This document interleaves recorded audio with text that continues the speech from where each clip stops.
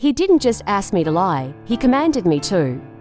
And the lie wasn't small, it was about his marriage, his reputation, and a woman who wasn't his wife. I was supposed to be invisible, silent, disposable, but I chose something else. And that choice destroyed his entire life. I got the job when I needed it most.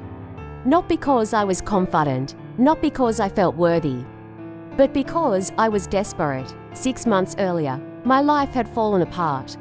My father passed away suddenly, heart attack at 52, no warning. No goodbye, just gone. Then my relationship ended. 7 years together, and she said, "I just don't feel it anymore." Then my landlord sold the building. Within 60 days, I lost my home, my partner, my stability, my father. All I had left was debt and grief. So when I got the call from Hawthorne Consulting, I cried in the bathroom of a coffee shop. The position, executive assistant to the senior director, the boss, Michael Hawthorne. He was everything the corporate world admired: charismatic, well-dressed, powerful, married to kids, a reputation as a family man. He shook my hand firmly on day one and said, "Welcome to the team. You're going to do great here." I believed him. Michael was impressive. He knew everyone's name, he remembered birthdays. He praised good work in meetings, and he paid well. He told me, "I don't treat my assistants like assistants. You're my right hand." For the first few months, he treated me like gold. He trusted me with his calendar, his emails, his travel, his personal errands. Sometimes he'd ask me to book restaurants for his wife. Sometimes he'd say, "My kids have a game tonight. Can you reschedule that meeting?" I thought, wow, a man who puts family first, and I respected him for it. Then, the tone changed. It started small. "Hey, can you move my lunch to 7 p.m. tonight?" I thought, maybe a late meeting. Then, "Can you book a hotel for me? Downtown, just for one night?" "Conference?" I asked. "No." "Personal?" Something in his voice was off, not rude, but firm. Then came the real shift. One afternoon, he leaned into my desk, lowered his voice, and said, "If my wife calls today, tell her I'm in a board meeting." I paused. "Oh, okay." But then he added, "And if she asks why I'm not responding, tell her I lost my phone." That's when I felt the knot in my stomach. Still, I didn't argue. I needed this job. I didn't want to know. I told myself, it's not my business. It's not my marriage. It's not my problem. But the signs kept piling up. Perfume on his coat, texts he asked me to delete, calls he took in stairwells, hotel bookings under different names. Then one day, I saw her. I was leaving work early, rare for me, because I had a migraine. As I walked past a cafe across the street from the office, I saw him, Michael, sitting at a table by the window, laughing, holding hands, with a woman who was not his wife. She was younger, mid-30s maybe, well-dressed, confident. He leaned across the table and kissed her. Not a peck, a kiss, the kind of kiss people only give when they think no one is watching. My stomach dropped. I stood frozen. Then I walked away. And I said nothing. After that day, he became bolder. He stopped hiding his hotel bookings. He started scheduling meetings that were obviously not meetings. And he made me part of it. Every time his wife called, I had to lie. Every time she emailed, I had to cover. And it wasn't just logistical lies, it was emotional lies. "She's asking if you'll be home for dinner," I'd say. He'd reply, "Tell her I'm stuck at work." Again, "Tell her I love her. Tell her I'll make it up to her." Those words felt like poison. I wasn't just protecting his schedule. I was protecting his betrayal, and it started to eat at me. The breaking point came on a Thursday. His wife called my desk directly. Her voice was soft, tired. "Hi, this is Sarah Hawthorne. Is Michael there?" "He's in a meeting, Mrs. Hawthorne." There was a pause. Again, yes, another pause. Then she said, Could you tell him something for me?"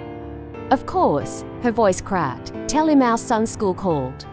He had a panic attack today." My heart stopped. She continued, "He asked for his dad. Michael said he'd come, but he never showed up." I swallowed. "I'm sorry, just tell him his son needed him." Then she hung up.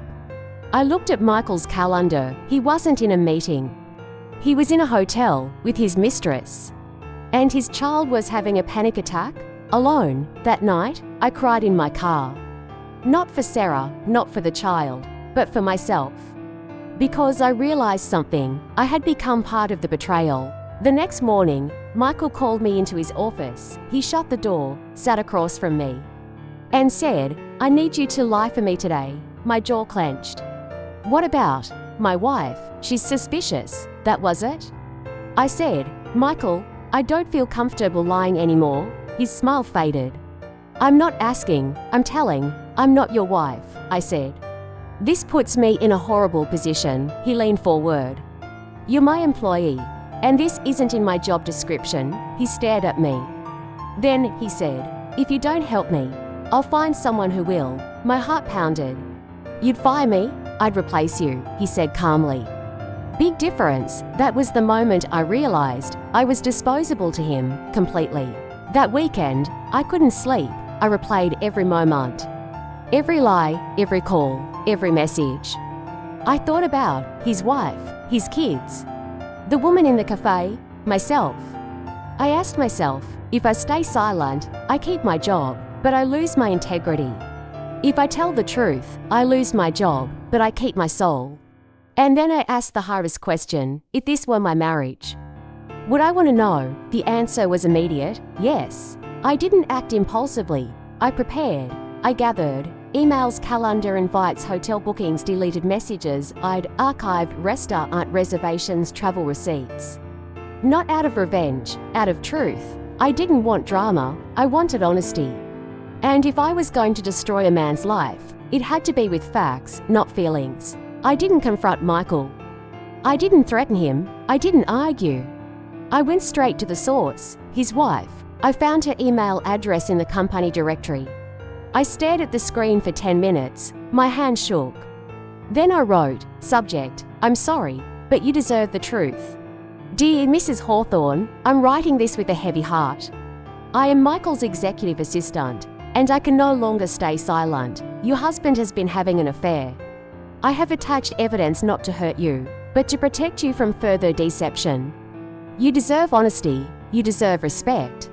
You deserve to make your own choices with the truth. I am truly sorry. My name?" Then I attached everything. Then I hit send. Then I cried.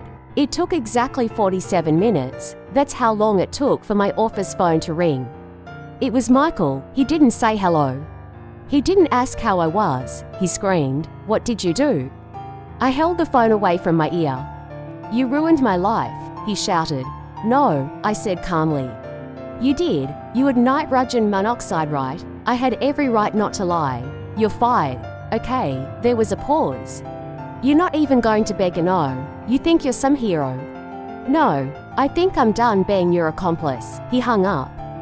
5 minutes later, HR called. Termination effective immediately.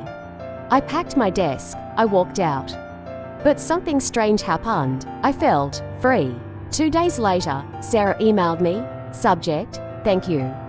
Her message, "I don't know how to begin this email. I'm devastated, but I'm also grateful. I suspected for months. I doubted myself. I felt crazy. You gave me clarity. You gave me truth. Thank you for your courage." "Sarah," I cried, not because I lost my job, but because I had helped someone escape a lie. Over the next weeks, I learned what happened. Not from gossip, from reality. Michael's wife filed for divorce. She got full custody, the house, most of the assets. His mistress left him. Why? Because she didn't sign up to be the reason a family was destroyed. His reputation at work, gone. The company didn't just fire him. They removed him from leadership, then from the company. His perfect family man image shattered, and suddenly, he had no one. I struggled at first. I was unemployed, my savings were thin, my future uncertain. But something inside me felt lighter. I wasn't carrying secrets anymore. I wasn't lying anymore. I wasn't complicit anymore. 3 weeks later, I got a call. From another firm, a higher position, better pay, better culture. Why? Because HR had quietly shared something I was known as the employee who chose integrity over power. That reputation mattered. I got the job, and I never looked back. 6 months later, I received a message from Michael. I hadn't heard from him since. The email was short. Subject: I owe you an apology. I hated you for a long time. I blamed you for everything, but I was wrong. You didn't destroy my life. I did. I lost my family. I lost my career. But I also lost the lies. I'm not asking for forgiveness. I just wanted you to know. You were right, Michael. I didn't reply. Not because I was angry, but because I was done. Here's what I learned. Silence protects abusers. Truth protects victims, and sometimes doing the right thing costs you everything. But it gives you something even greater, yourself, if you're watching this. And you're being asked to lie, to cover, to hide, to protect someone else's betrayal. Let me say this, your job is important, but your integrity is priceless. People who force you to lie will never protect you. They will only use you, and when they fall, they will let you fall with them. Choose truth, even when it hurts, especially when it hurts. Years later, I saw Sarah at a cafe. She didn't recognize me at first. Then she did. She hugged me, tears in her eyes. She said, "I'm remarried. My kids are happy. My life is peaceful." Then she paused. "And it's because you told the truth." That was the moment I realized I didn't destroy a family. I freed one. My boss forced me to cover his affair, so I told his wife instead. And in the end, I didn't lose my job, I lost my chains.